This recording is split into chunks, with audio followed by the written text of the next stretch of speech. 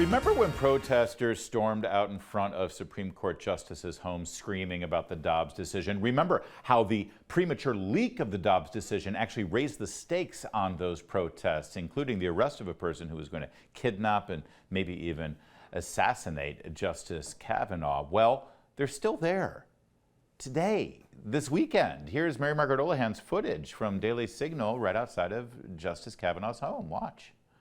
Should not rule the court. Cut his time short. A rapist should not rule the court. Cut his time short. A rapist should not rule the court. Cut his time short. A rapist should not rule the court. I'm glad it was cold and rainy and they were miserable, but let's face it, they're miserable every time they do this. And let's not forget, last year it got really dicey there. Our own producer, Doug Blair, was there with his cameras. Let's take a look at that footage real fast.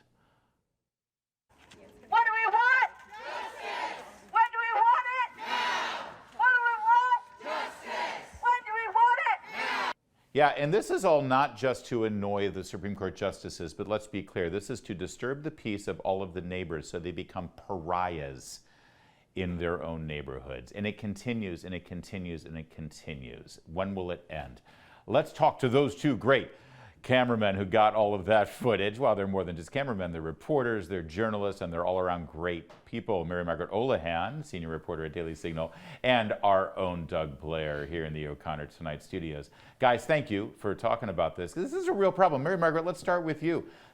How often does this happen? I feel like you could get your camera out there and you can grab this footage almost every week. I know it happens so often, Larry, that I think a lot of reporters have gotten bored of covering it. And we only really saw conservative reporters there anyways over the course of the past few months. This has been happening ever since the Dobbs leak in May. Doug and I and Julio Rosas at Town Hall and a couple others are some of the only people that have been covering this regardless.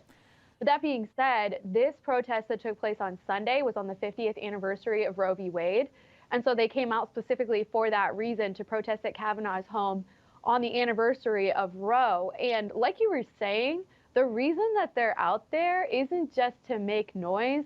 They said before Roe was overturned that the reason that they were out there was to try and make the justices feel a little bit stressed out about overturning Roe v. Wade, because we had that draft Dobbs opinion indicating that Roe was going to be overturned. Yeah, and Doug, you were there in front of Kavanaugh's home around the same time that the arrest was made. There was a legitimate threat to this man's life because of the leak of that Dobbs decision, and there's been no lessons learned, it appears. Why haven't there been law enforcement out there to stop this? I think that's the craziest question, Larry, because again, as you said, that this was something that we were concerned about as conservatives long before the actual assassination attempt happened. We were sort of questioning whether or not there was going to be somebody who was going to take drastic action before they ended up doing it. I think Mary Margaret's reporting on this has been stellar because she went and talked to some of those cops and was just kind of, why are you not acting? And the response is to me, very much not compelling. I think that there absolutely needs to be action taken. Heritage experts and other legal experts have sort of discussed how this is blatantly illegal. There's many, many codes in the U.S.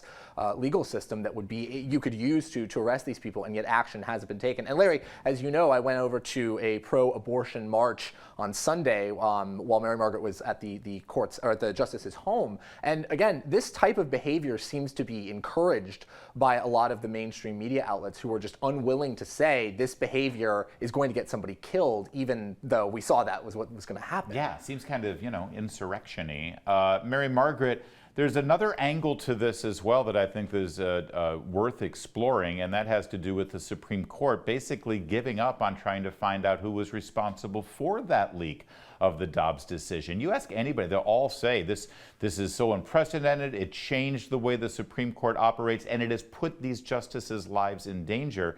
You would think there would be a little bit more spirit behind this investigation. Right? Justice Alito, he spoke at the Heritage Foundation a few months ago, and he specifically said that the leak made the justices targets of assassination. And we saw that happen on June 8th when authorities arrested Nicholas Roski in Kavanaugh's neighborhood. And he specifically said that he was motivated to go kill Kavanaugh when he saw the justice's address posted on the internet. Well, guess who was posting the justice's addresses on the internet? Ruth sent us. The Shutdown DC has been known to do it in the past. All these affiliated groups, All Rights DC, Shutdown DC, Ruth Sent Us, Jane's Revenge, they're all kind of crossing over, and you'll see that the activists that Doug and I encounter all the time, who are not big fans of neither Doug nor I, these activists are affiliated with all these different groups that have basically threatened the justices for months. And like these U.S. Marshals that I spoke to on Sunday told us, they're not worried about arresting them because they think that it would escalate the situation or snowball the situation, even though there's a federal law saying that you are not allowed to picket or parade in front of a justice's home with the intent of influencing or intimidating that justice, which is exactly what's been going on. Hold on. Somebody's been arrested for an attempted kidnapping and assassination of a Supreme Court justice and his family, and law enforcement doesn't want to escalate the situation? It's pretty escalated. I got to ask both of you, actually. We'll start with Doug. What's the mood like out there? I know that you were out there getting the footage and interviewing people, and they're always good for sort of a wacky response. But does it seem more desperate right now, or are they just sort of like, well, you know? I mean, Larry, I think you saw we posted some footage of the protest on this show, and you could see that it kind of ran the gamut from just vile, awful things about babies. I think one of the things that really struck me the most was when one of the women, a young girl, probably no older than about 25, said that she viewed a baby as a pest, right? That this was some sort of parasite. So there's this just vile sort of anti-natal, anti-human nature there. But there's also a lot of anger and sadness. There was another man who you saw who basically said he wished he'd been aborted. In so many words, he basically said that he thought he was a mistake and that he should have been killed in the womb. So there is an anger there. There is desperation. There's sadness. But I think that there is this movement, too, to realize, like, we lost a lot of ground as pro-abortion types when Roe v. Wade was overturned, and the Dobbs decision kind of empowered the pro-life movement, which, as somebody who's pro-life, is very encouraging to me. Mary Margaret, they do recognize you, and by the way, that's one of the reasons why we love both of you, because you anger all the right people. But your videos really caught fire over the last couple of years because you'll engage with these people and ask them challenging questions and just let them answer, and it really does reveal kind of where they sit. But because they recognize you, do you ever feel concerned? Do you ever feel like things might get out of hand personally for you? Yes, there have been moments when I've been a little bit worried about the situation. I think maybe one of the more uncomfortable moments that I've experienced was at the Supreme Court over the summer when a lot of protesters got really riled up and started pushing around and people were falling down. But I would say in terms of these activists that have been going to Justice Kavanaugh's house and the other Supreme Court justices' homes, they are very aware now that they're under scrutiny. And I don't know about Doug, maybe Doug can speak differently. I have definitely noticed a tone shift in the way they conduct themselves. Now when they go by the justices' homes, they march on this sidewalk and they don't stop.